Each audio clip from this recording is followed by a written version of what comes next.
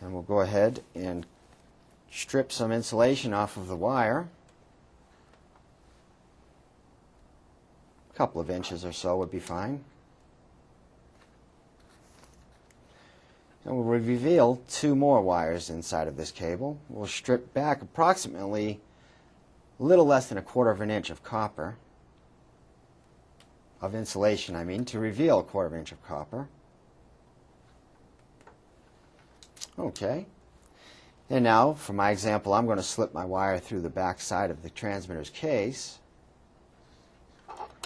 And then I will use my small flat blade screwdriver to secure the wires to the two screw terminals available here, colored blue. And the wiring slips into the holes on the side.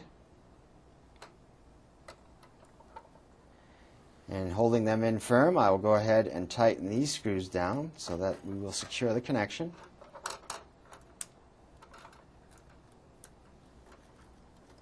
I'll give you a look at this when I'm done here. Okay, we have our two wires connected to our transmitter, and they are nice and secure. You want to make sure that you don't have any copper touching between these two individual wires. Okay, now that I have my wiring to the transmitter, I'll reinstall the circuit board into the case. And the side with the antenna, which is the square metal that you see at the end, that side enters into the case first, so there's a little notch. Once that's in, you'll be able to then press down the opposite end, locking it into place again. Now I'll put my cover back on. It's hinged, so I have to go from this side first to the side with the screw. And a note, please make sure that your red LED light is sticking through the little opening for it, otherwise that may prevent the cover from being closed all the way. Once I have my cover closed, I'll re-secure my screw.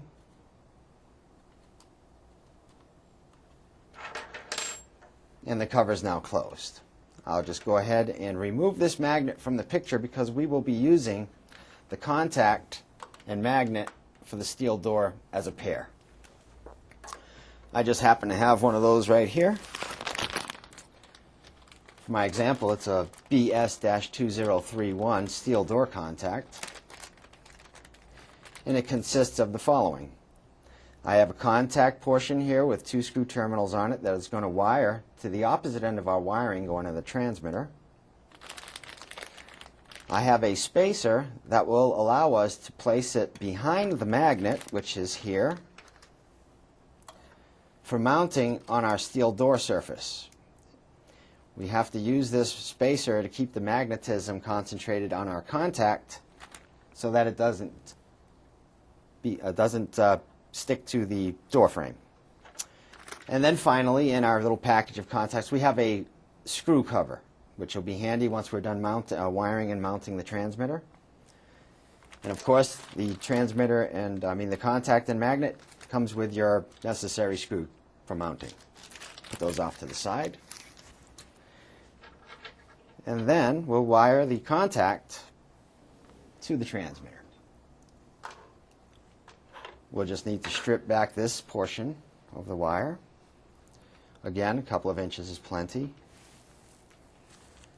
And then we will want to strip back, about 1/4 of an inch or so of insulation for each one of these individual wires.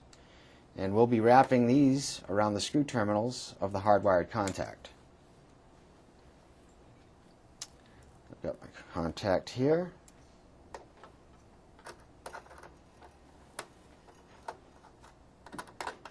Loosen both.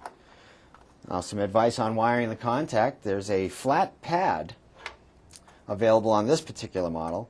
Sometimes you may have to wrap the wire around the screw. In this case, we get to slip it just under the little metal pad here and make a nice connection by tightening it down. Always give it a tug to make sure it's secure, and then we'll go to the next one.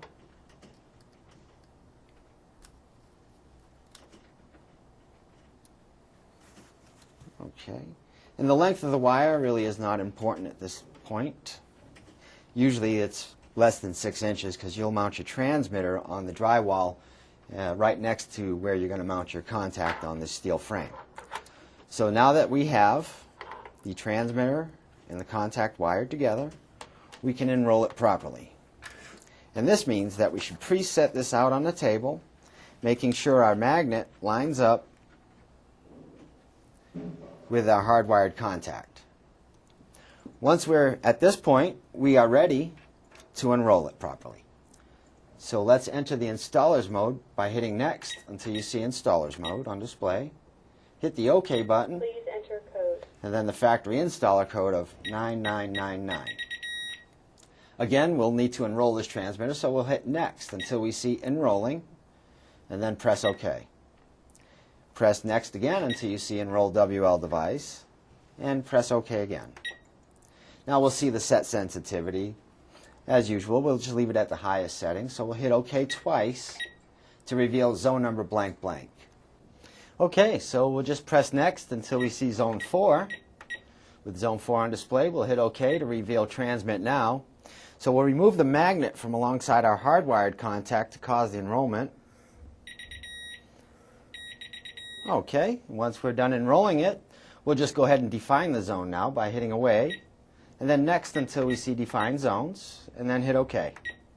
Since this is zone 4, we'll hit next until we see zone 4 on display, and then hit OK. We'll see that zone type pops up. Hit OK to reveal the zone type. In this case, I've got delay 1 already set. That's what I want. I'll hit the OK button twice. Name, I'll hit OK, and I should see garage door, so I'll hit OK. If you don't see what the name, if the name doesn't appear correctly on the screen, just hit next until you find what you do want. And then hit OK twice if you've made any changes, and then you'll see chime. Hit OK, and again, I prefer the zone name chime because it will announce by name if that sensor is opened when the chime mode is on and the system's disarmed. I'll hit away and OK, and that completes the programming of the hardwired contact into the MCT302 transmitter.